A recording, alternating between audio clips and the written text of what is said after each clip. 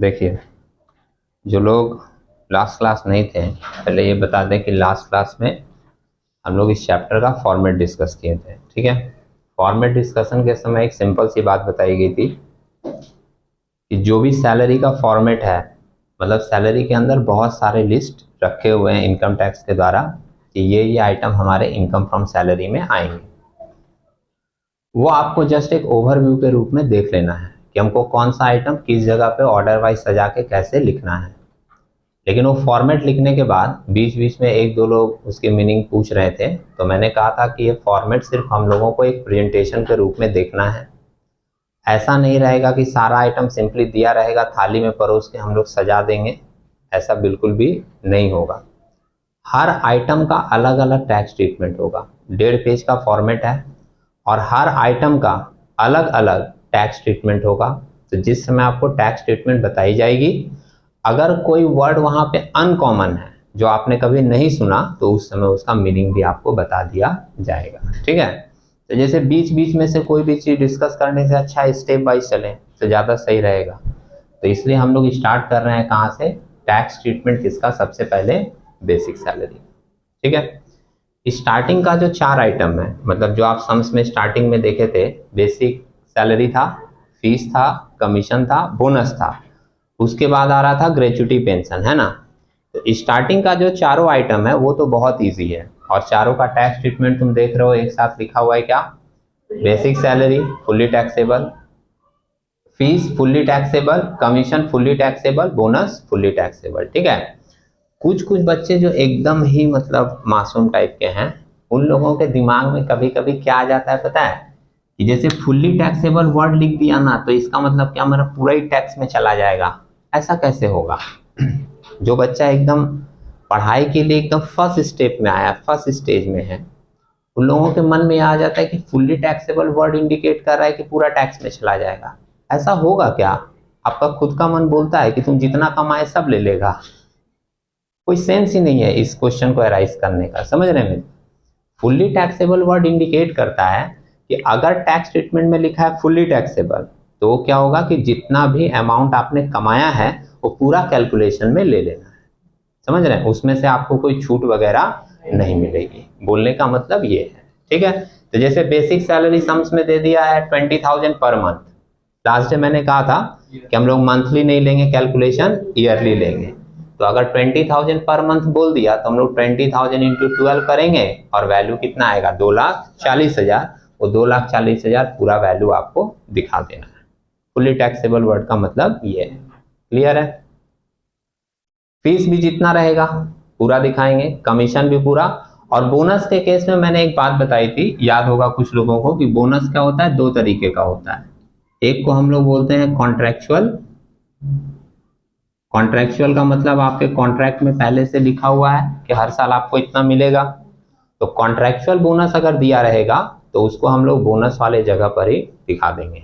और दूसरा एक बोनस हमने क्या कहा था, वॉलेंटरी। तो वॉलेंटरी वाला बोनस अगर रहता है तो वो कंपनी के परफॉर्मेंस और एम्प्लॉय के परफॉर्मेंस पे दिया जाता है। ठीक है, तो अगर on the basis of performance company अच्छा परफॉर्म कर रही है, आप कंपनी के लिए अच्छा परफॉर्म कर रहे हो, तो इन सब चीज़ों को देखकर आपको अगर एक्स्ट्रा फैसिलिटी दी जाती है तो फिर वो हम लोगों का हो जाता है वॉलेंट्री बोनस। और जब फैसिलिटी के रूप में कोई भी चीज़ दिया जाता है तो इसको हम लोग बोनस वाले जगह पर नहीं दिखाएंगे, इसको हम लोग दिखाएंगे पर गेजेट्स वाले जगह पर।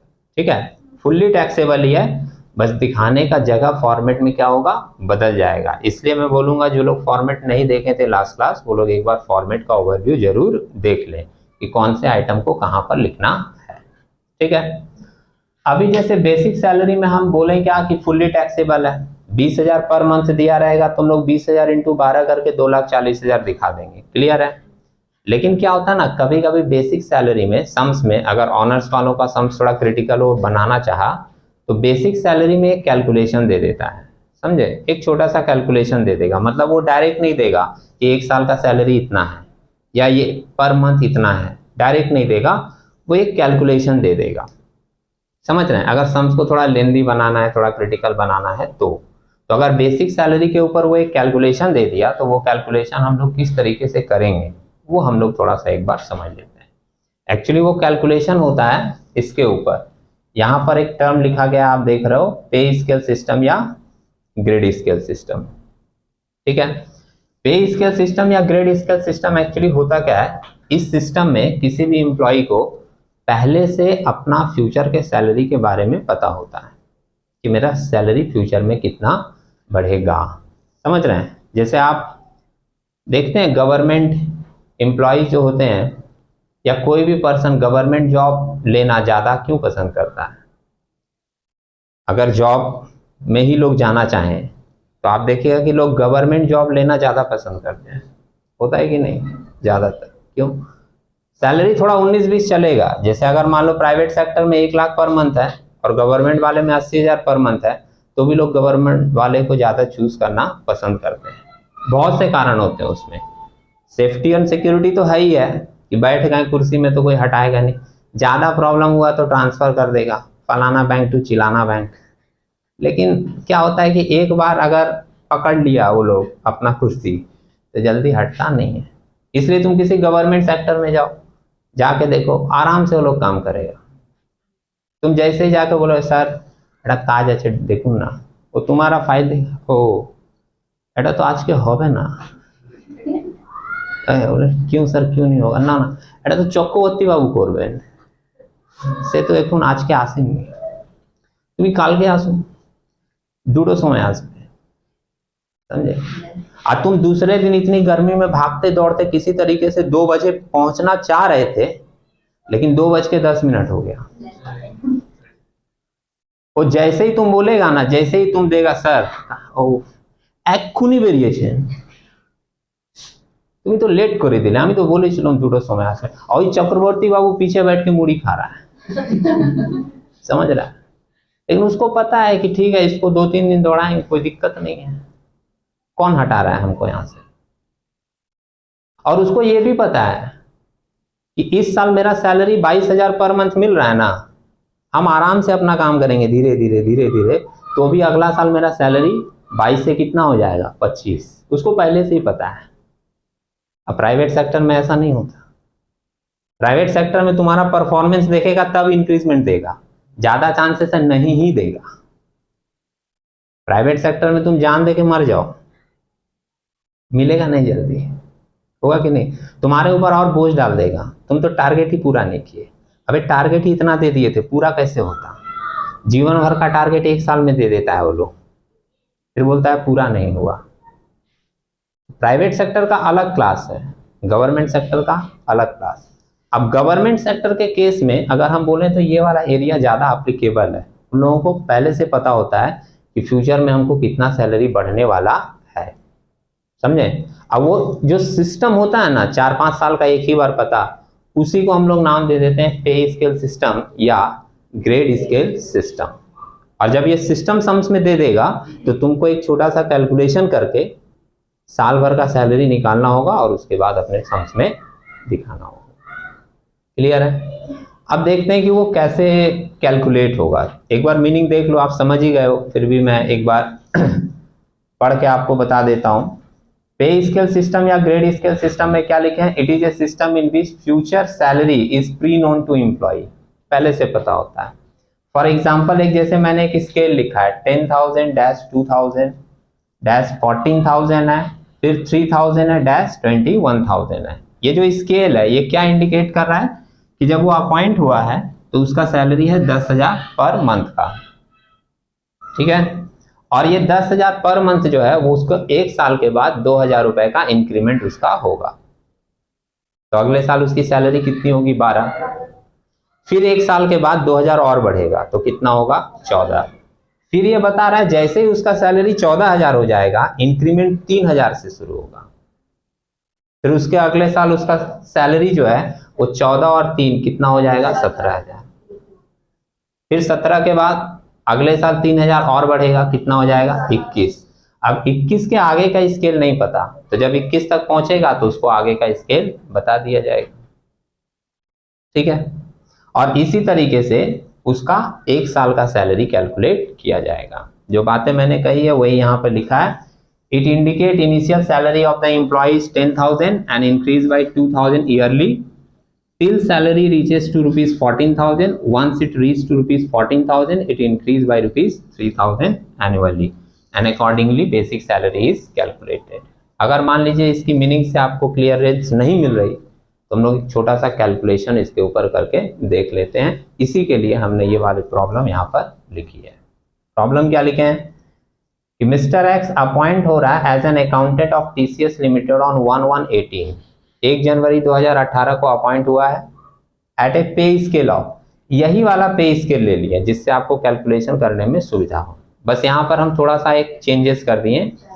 10,000 के बाद 2,000 का इंक्रीजमेंट है, 2,000 का इंक्रीजमेंट 14 तक पहुंचेगा, फिर 3,000 का इंक्रीजमेंट होगा, 21,000 जब पहुंचेगा तो फिर इंक्रीजमेंट कितने से हो जाएगा 4,000 से। और हमको अपना सैलरी कैलकुलेट करना है, बेसिक सैलरी किस ईयर का, असेसमेंट ईयर 23-24 का। लेकिन ये बात आप मत भूलिएगा कि वो असेसमेंट ईयर 23-24 बोले तो हम लोगों को सैलरी कब का निकालना है 22-23 का, प्रीवियस ईयर का। असेसमेंट ईयर तो कैलकुलेशन वाला ईयर है, लेकिन सैलरी निकलेगा किसका, प्रीवियस ईयर का। ठीक है, अब इसको हम लोग साथ साथ कैलकुलेट करते हैं। लिखो कैलकुलेशन फॉर बेसिक सैलरी, ये हम लोग सॉल्यूशन कर रहे हैं यहाँ पर।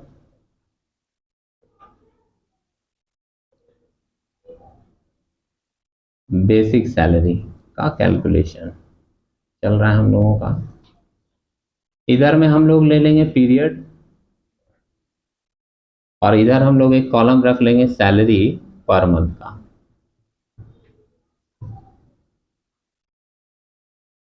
ठीक है, साथ साथ लिख सकते हैं, कोई प्रॉब्लम नहीं है, बहुत नॉर्मल कैलकुलेशन है। जब से अपॉइंट हुआ है तब से लेना है आपको। 1/1/18 को अपॉइंट हुआ था, साल कब खत्म होगा 31 दिसंबर 2018 को होगा। इसका सैलरी चलेगा कितना 10,000 रुपया पर मंथ, दिख रहा है। 2019 में आएंगे तो अगले साल हम लोग स्टार्ट करेंगे 1/1/2019 से 31 दिसंबर 2019, 12,000 हो जाएगा। 1/1/2020 से 31 दिसंबर 2020 कितना होगा 14।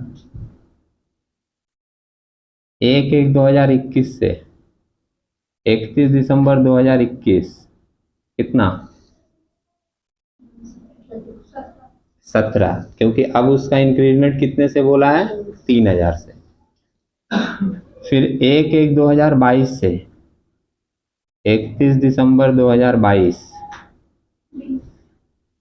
20, ठीक है।